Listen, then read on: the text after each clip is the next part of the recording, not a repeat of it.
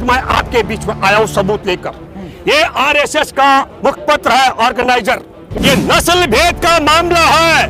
RSS के गुरु गोलवलकर, जिसको पूजनीय कहते हैं, वो कहता है कि इस भारत में हिंदुओं में एकमात्र नस्ल है जो सारे देश की व्यवस्था कहती है कि राष्ट्रपति सर्वोपरि है, प्रथम नागरिक है, उन्हें उद्घाटन करना चाहिए।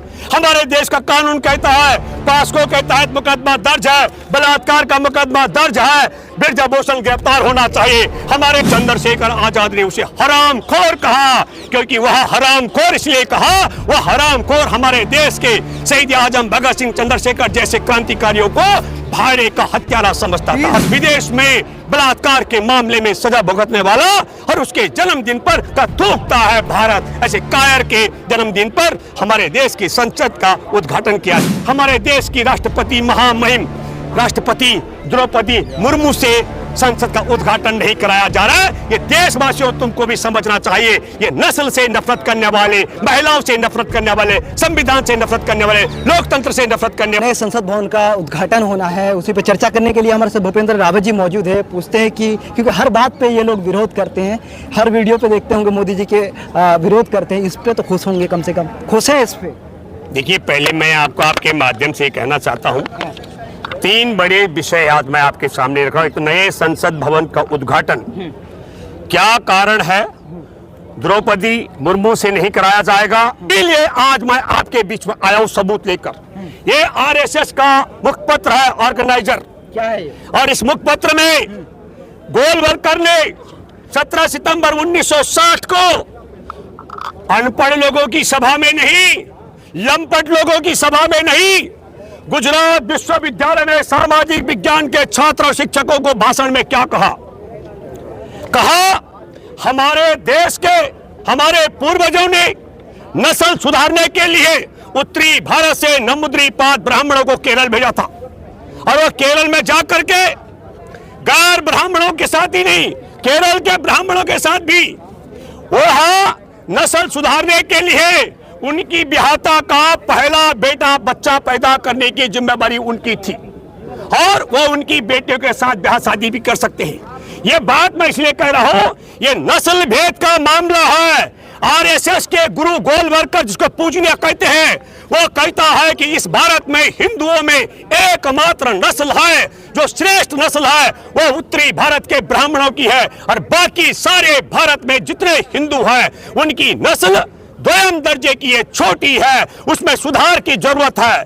उसने कहा उन छात्रों के बीच में, उसने कह रहा उनके पूज्य गुरु को, उसने कहा कि आज की तारीख में संबंध तो बनते हैं, पर वह जिस्मानी संबंध होते हैं, वासना के संबंध होते हैं, नस्ल सुधारने के संबंध नहीं होते। नस्ल सुधारने के संबंध बनने चाहिए। तब आप सोचिए, जिस इनके पूज्य गुरु गोलवलकर ने ये पढ़े लिखे सामाजिक विज्ञान के छात्र और शिक्षकों के सामने ये बात कह करके हमारे देश में नस्ल भेद की बात की, हमारे देश में महिलाओं का अपमान किया, समानता का जो संविधान में अधिकार है उसका अपमान किया, हमारे संविधान का अपमान किया और महिलाओं का अपमान किया। होना तो ये चाहिए था कि तत्काल इस नालायक पर उसी समय मुकदमा दर्ज होकर जेल में डालना चाहिए था। इसने पूरे भारत की, उत्तरी भारत के ब्राह्मणों को छोड़ के सबकी नस्ल को दागी बताया, निम्न बताया। तब मैं आप लोगों से कहना चाहता हूं कि अब हमको सोचना चाहिए। भैया बार बार उछल कूद कर रहे थे, हो सकता है इनके अंदर भी, मैं माफी चाहते हुए बोल रहा हूं आप सब दर्शकों से, मैं सवालों से घबराता नहीं हूं, लेकिन मेरा तय होता है कि एक एक संदेश भारत के लोगों के पास साफ जाना चाहिए। और तैयारी इस बालक ने नहीं की होगी, मैंने पूरी तैयारी की। क्या कारण है कि देश में प्रथम नागरिक होने वाली महिला राष्ट्रपति, क्योंकि वह आदिवासी है। यह आदिवासियों का अपमान कर रहा है नरेंद्र मोदी, महिला का अपमान कर रहा है, हमारे राष्ट्रपति का अपमान करके देश का संविधान का, लोकतंत्र का अपमान कर रहा है, नई संसद का उद्घाटन स्वयं के हाथों से करा करके। तब मैं आपके माध्यम से अपील करता हूं, हे नरेंद्र मोदी जी, हमारे देश के संविधान का, हमारे देश में लोकतंत्र का, हमारे देश में महिलाओं का और हमारे देश में नस्ल भेद का जो बीज बोया था गोलवलकर ने, अगर आप उसके साथ हैं तो प्रधानमंत्री की कुर्सी पर बैठे रहने का हक आपको बिल्कुल नहीं है। और अगर आप उसके खिलाफ हैं, महिला नस्ल भेद के खिलाफ हैं, संविधान का सम्मान करते हैं, लोकतंत्र का सम्मान करते हैं, महिला का सम्मान करते हैं, तो पीछे हटो और हमारे देश की महामहिम राष्ट्रपति से नए संसद भवन का उद्घाटन करने दो। अगर आप महिला और नस्लभेद के खिलाफ नहीं है, गोलवलकर के मुताबिक, तो ब्रजभूषण शरण सिंह पर बलात्कार पॉस्को के तहत मुकदमा यौन शोषण का आरोपी है, उसे गिरफ्तार करवाओ। अगर आप नस्लभेद के खिलाफ हैं और आप लोकतंत्र और संविधान के साथ हैं, तो महिला कोच के साथ छेड़छाड़ करने वाले संदीप सिंह जो हरियाणा का मंत्री है, उसे गिरफ्तार कराओ। ये बात मैं कहना चाहता हूं। मैं आपके माध्यम से अपील कर रहा हूं, नरेंद्र मोदी जी 28 तारीख के लिए वक्त है, हमारा देश देख रहा है, और मैं देशवासियों आप सबों से अपील करता हूं, जिनके पिता ने, जिनके दादाओं ने अपनी पहली ब्याहता को बच्चा जनने के लिए इनके परम पूज्य गुरु गोलवलकर के मुताबिक ब्राह्मण के पास भेजा है, वो इस वीडियो से दूरी बना के रखना। वो हमारे देश की महामहिम राष्ट्रपति से उद्घाटन की अपील जो कर रहे हैं, उनके पक्ष में बात कर रहे हैं, उससे दूरी बनाकर रखें। हम यौन शोषण बलात्कार के आरोपी को गिरफ्तार कराने की जो बात कर रहे हैं ब्रजभूषण, इससे दूरी बना के रखें। संदीप सिंह की गिरफ्तारी की बात कर रहे हैं, उससे दूरी बना कर रखें। पर जिनके बाप ने, जिनके दादाओं ने तुम्हारी माँ और दादियों को ब्राह्मणों के पास बच्चा जनने के लिए नहीं भेजा है, उन सबों से मैं अपील करता हूं, ये नस्ल के दुश्मन है। ये इस देश में गैर उत्तरी भारत के ब्राह्मणों के अलावा सबको निम्न दर्जे के नस्ल का समझते हैं। मैं नहीं कह रहा हूं, मैं भूपेंद्र रावत तो नरेंद्र मोदी नहीं हूं, सबूत पेश कर रहा हूं, सबूत के साथ दे रहा हूं, ये सबूत भी आपके सामने पेश कर रहा हूं। और उसी की परिणति है, ये संविधान कहता है, लोकतंत्र कहता है, हमारे देश की व्यवस्था कहती है कि राष्ट्रपति सर्वोपरि है, प्रथम नागरिक है, उन्हें उद्घाटन करना चाहिए। हमारे देश का कानून कहता है, पॉस्को के तहत मुकदमा दर्ज है, बलात्कार का मुकदमा दर्ज है, ब्रजभूषण गिरफ्तार होना चाहिए। हमारे देश का कानून कहता है, संदीप सिंह पर 354, 354A, 354B, 506 जान से मारने की धमकी, 342 की धारा दर्ज है, उसे गिरफ्तार होना चाहिए। लेकिन लाचारी क्या है? लाचारी हम सबकी यह है कि देश इस समय गोलवलकर के शिष्यों के हाथ में कैद है, जो न संविधान को मानते हैं, क्योंकि 1960 17 सितंबर को संविधान का अपमान किया इस व्यक्ति ने। समानता का जो हमारा अधिकार है उसका अपमान किया, जेल में जिसे रहना चाहता वो इनका पूज्य गुरु जी है। तब मैं आप सब लोगों से अपील करता हूं, जिनके बाप दादाओं ने तुम्हारी माँ और दादियों को इनके पास नहीं भेजा बच्चा जनने के लिए, उन सबसे अपील करता हूं, 28 तारीख को सब दिल्ली आइए। नए संसद भवन में बड़ी पंचायत होने वाली है महिलाओं की, और तय होने वाला है जिनकी नस्ल थी, जो अपने नस्ल से प्यार करते हैं, जो अपने नस्ल से नफरत नहीं करते हैं, उन सबों से मैं अपील करता हूं। और जो अपनी नस्ल को कमतर मांगते हैं, नस्ल पे नफरत करते हैं, इनके मुताबिक वो भी दूरी बना के रखें। और आप सब लोगों से अपील कर रहा हूं, 28 तारीख को हम सब लोग जब कूच करेंगे जंतर मंतर से, और बाकी जो जत्थे आने वाले हैं टिकरी बॉर्डर से लेकर के और सिंगो बॉर्डर तक, ये तमाम जो जगह पहुंचेंगे, उत्तर प्रदेश का गाजीपुर बॉर्डर और तमाम देश भर के लोग जो दिल्ली पहुंचेंगे, वो सब लोग जो दिल्ली पहुंचने वाले 11 बजे से पहले जंतर मंतर आ जाएंगे। और हम लोग तो गांधी के अनुयायी, लड़ाई बहुत अहिंसक तरीके से हम सब लोग पैदल मार्च करेंगे अहिंसक तरीके से।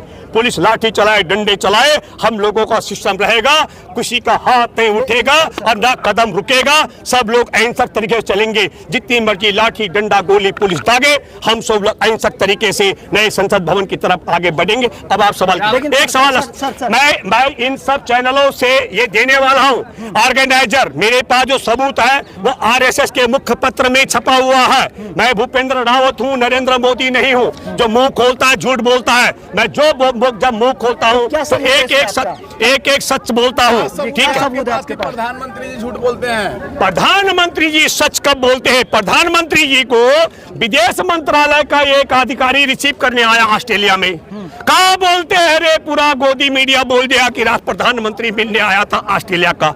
मैं आपको बताता हूं आपने का क्या सवाल है। प्रधानमंत्री ने कहा था मैं काला धन लाऊंगा, सबके खाते में 15-15 लाख रुपए पहुंचाऊंगा। प्रधानमंत्री ने कहा था किसानों को मैं लाभकारी दोगुनी आमदनी कराऊंगा। प्रधानमंत्री ने कहा था सबके अच्छे दिन लाऊंगा, अच्छे दिन आए हो तो 15-15 लाख रुपए आया हुआ तो 2-2 करोड़ लोगों को रोजगार मिला हो तो चीन को लाल आंख दिखाई हो तो चीन ने बड़े भूभाग पर कब्जा कर लिया, बेरोजगारी का रिकॉर्ड टूट गया। पहले सिलेंडर सस्ता और पेट्रोल सस्ता बेचने की बात थी, देश में जेब कतरे की तरह काम करके लोगों के पेट्रोल और डीजल में भी बहुत लूटपाट हुई है। प्रधानमंत्री रुको, अरे सुनो सवाल का, सुनो पहले सुनो, पहला सवाल आप सुनो।